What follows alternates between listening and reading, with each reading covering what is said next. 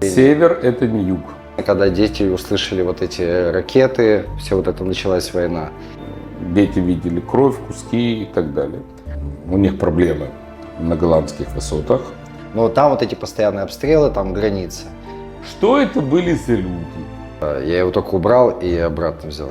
Что дети были заброшены в машину просто как вот. Они сами хотят возвращаться обратно. Что они говорят тебе? Что ты по этому поводу думаешь?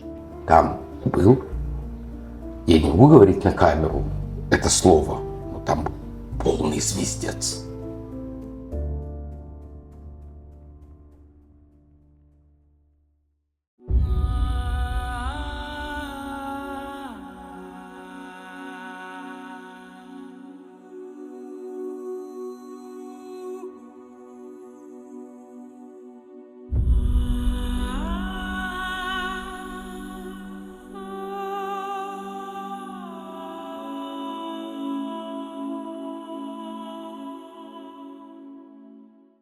Много детей к тебе поступало? Вот первые вот эти дни, первый месяц.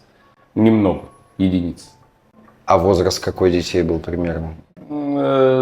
Обычно везли школьного возраста, младшего школьного возраста и подростков.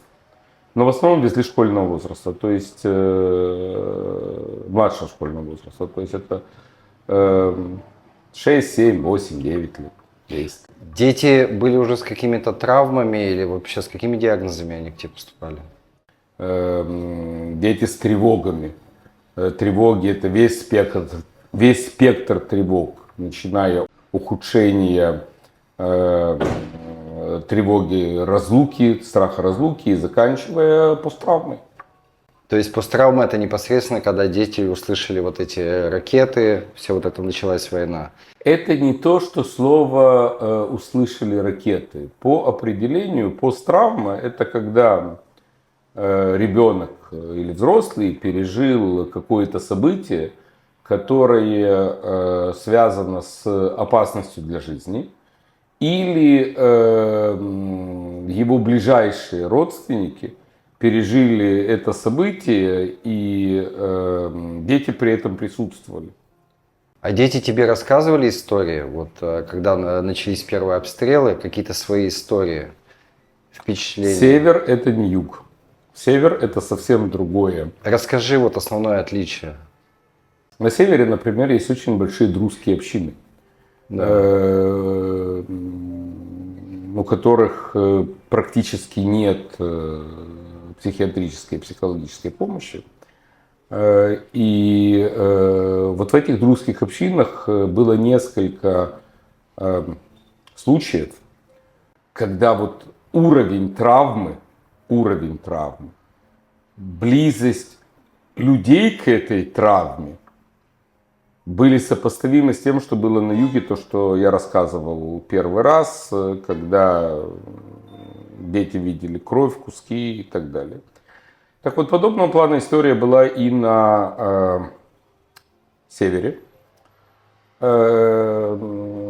Поэтому я бы хотел, чтобы вот я тебе сейчас дам одну вещь в руки, а ты мне скажешь, что ты по этому поводу думаешь. Потому что не только же ты должен меня интервьюировать, а чтобы ты понимал, о чем идет речь, я тебе дам вот эту вещь в руки.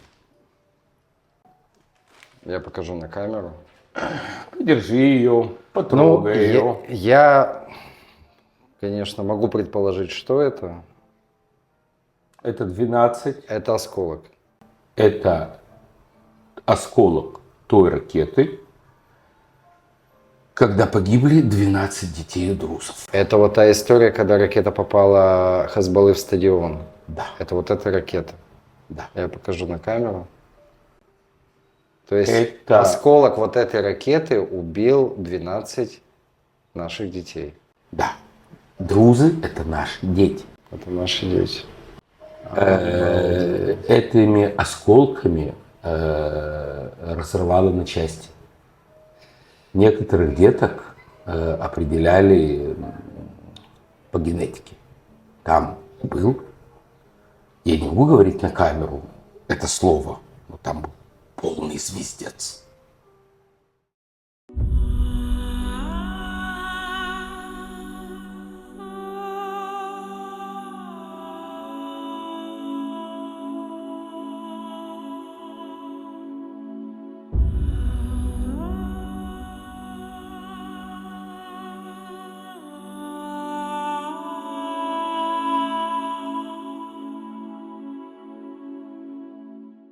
Тогда, когда началась война, мне позвонили мои друзья с севера. Сказали, что у них проблемы на голландских высотах с оказанием психологической и психиатрической помощи. Там есть небольшая мирпа в центре Голланд и есть СВАТ. Чтобы всем было понятно, что от юга Голланд до севера Голланд ехать час.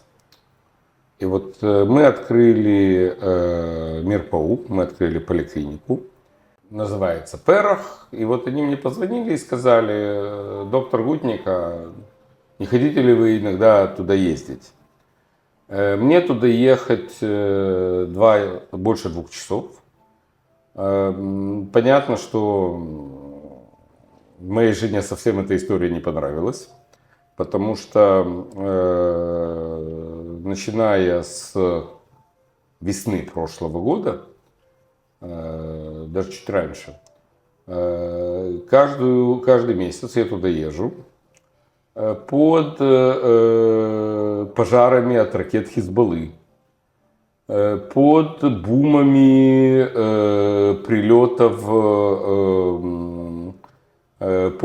прилетов из Ливана.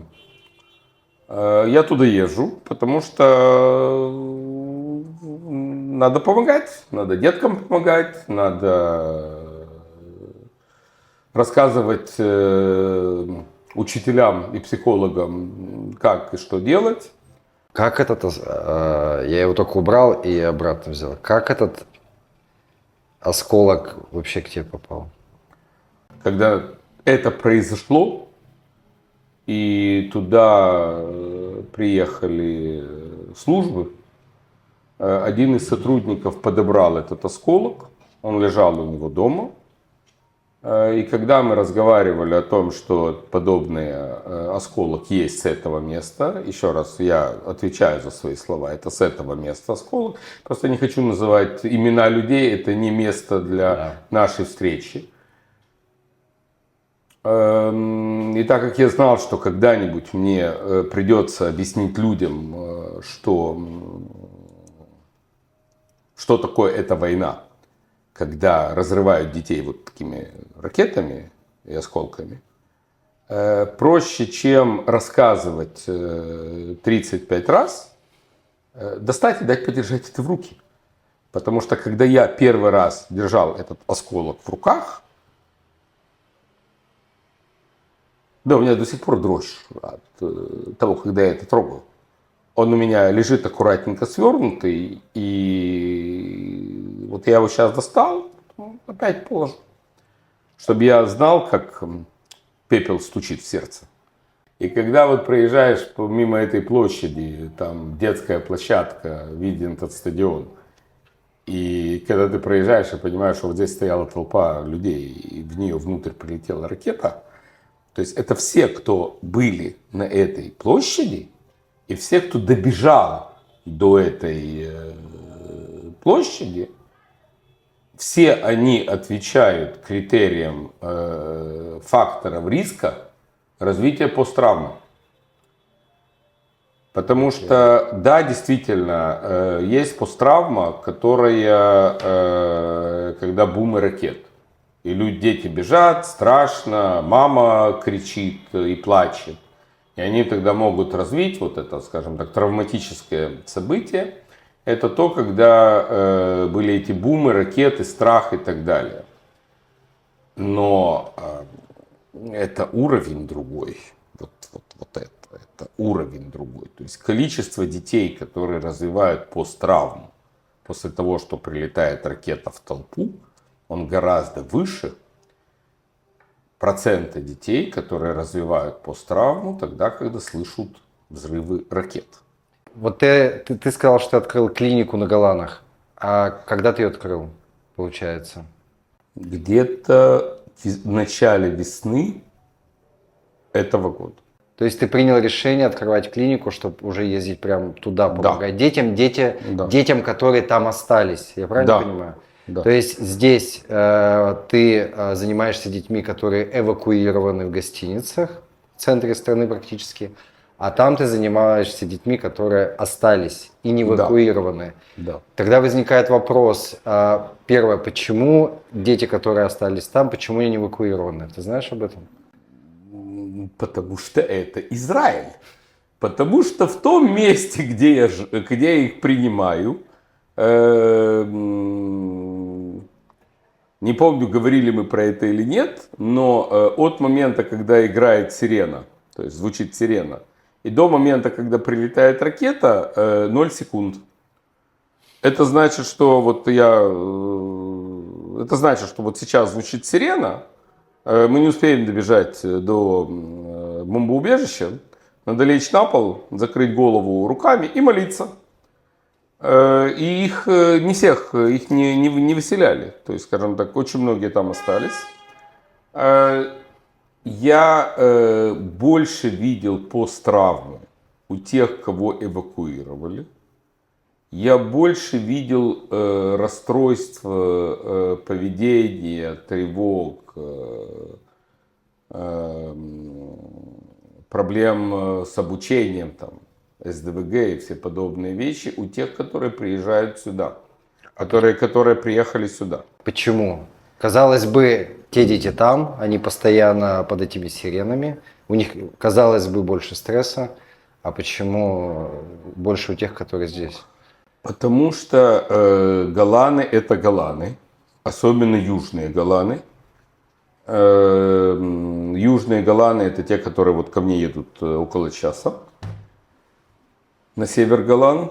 Я там меньше вижу подобных детей, потому что, в принципе, вот когда там начинаются бумы, причем бумы там без сирен. Причем, вот, хочешь случай, я тебе расскажу. Сижу я вечером, никого не трогаю, сижу в телефоне, тихо, полечился, все хорошо. И вдруг бабах! Причем это не тот бабах, типа вот, Как мы привыкли, железный что купол. железный купол. Это не тот бабах, когда стреляют наши Танки. гаубицы и танки, стреляют по Ливану. Это был бабах, когда я первый раз в жизни, и надеюсь последний раз в жизни, себе сказал, если я слышу взрыв и я живой, значит я живой. И я могу сидеть дальше в телефоне. А что это был за взрыв в итоге? Это прилетел привет от Ирака, который прилетел беспилотник. И вот он, когда бахнул рядом с тем местом, где я был, стекла не повыбивало. Но бахнуло так, что я первый раз себе в этой жизни сказал, я слышу взрыв, я живой, значит, типа вот пронесло.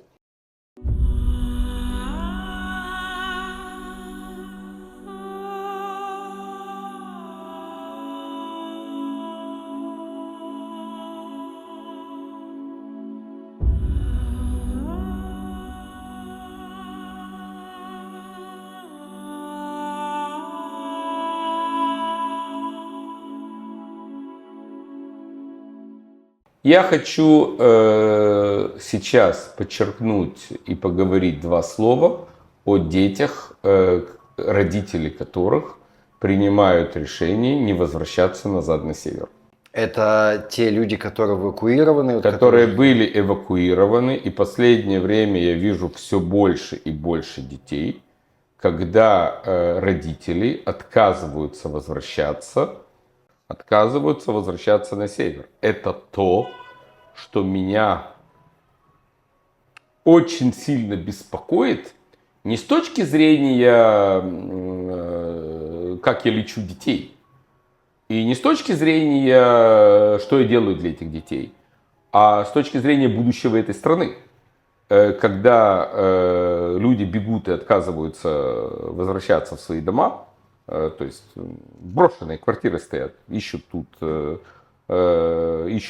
работу, устраивают детей, потому что ждали.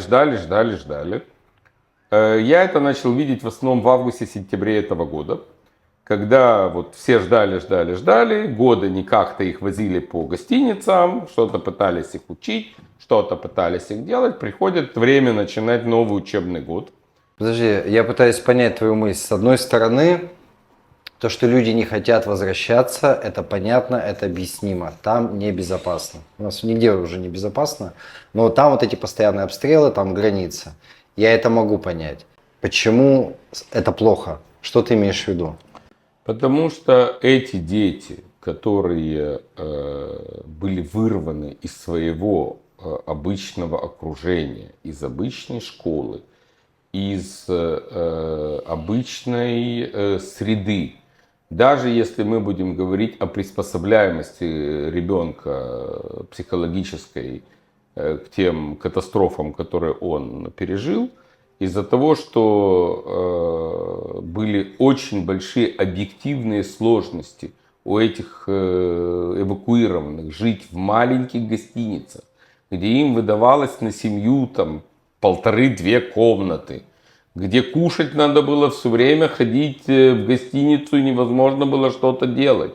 Это то, что дает факторы риска, то, что этими детьми придется долго заниматься в будущем.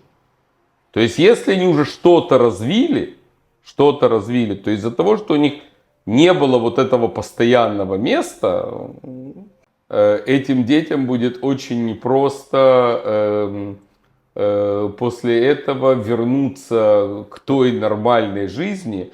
Когда мне говорят, вот те дети, которые сейчас ко мне приезжают сюда, семьями, которые уже вот нашли тут работу, сняли квартиры, квартира оставляется там. И мне один детеныш говорит, мы поехали посмотреть на нашу квартиру, там забрать пару игрушечек. И мама увидела людей, которые стоят с другой стороны границы. Что это были за люди? Со стороны Ливана. А может быть, она их и не увидела. А может быть, она вот просто восприняла, что за ними смотрят. И она испугалась таким образом, что дети были заброшены в машину просто как вот. И стартовали они оттуда очень быстро. И шанс, что они туда вернутся. Вот сами дети, с которыми ты говорил, которые эвакуированы, они сами хотят возвращаться обратно? Что они говорят тебе? Или они боятся? Ну вот это семейство конкретное, которое мама эвакуировалась очень быстро, когда они приехали забрать пару вещей. Я боюсь. Мама боится, мама сидит трясется. Ребенок сидит трясется. Дети Я боюсь. не хотят. Дети уже не хотят. И это мне тоскливо. Скажи, вот у тебя лично в семье есть люди, которые пережили события на севере или на юге? Моя внучка живет в Крайот. Это север. Внучка, которой 5 лет, и которая боится выходить из Мамада, из бомбоубежища. Спит там. Крайот это у нас рядом Крайот с Хайфой, это север от Хайфы. Не у самого Ливана, чтобы пояснить. Чуть южнее на горе. Чуть южнее. Но там постоянно тоже сирены. Гудит там постоянно. То есть вот когда началась история с Хизбаллой, у меня у жены на телефоне стоит Крайот. У меня жена просыпается тогда, когда гудит Крайот. Но мы живем на Тайне. Но я хочу подчеркнуть, ребенку в следующем году идти в школу. Ребенок отказывается выходить гулять. Потому что а что будет, если бомба прилетит, а что будет, если бомба упадет, а если она упадет нам в это. Все тревожные симптомы, связанные с травмой, есть. Я специально себе сказал, я ее смотреть не буду, потому что мне только вот сказал, идите к психологу, посмотрите, посоветуйте, сделайте это, потому что мне только это пережить осталось, поставить своей внучке диагноз посттравмы. Только это мне осталось пережить. Вот. Но они не ездят в центр страны, потому что боятся. Они боятся выезжать, Да. передвигаться по трассам, что Да. может прилететь. Да, это там, где погибали люди. Они погибали, наверное, меньше, чем в авариях. Но там погибали люди, там было несколько случаев, что погибли люди от прилета ракет. Когда люди ехали. Причем это получается твой личный пример, и сколько еще таких детей у нас на севере с такими травмами, которых мы не знаем. Без какой-то надежды, без того, что надежда есть, тут невозможно жить.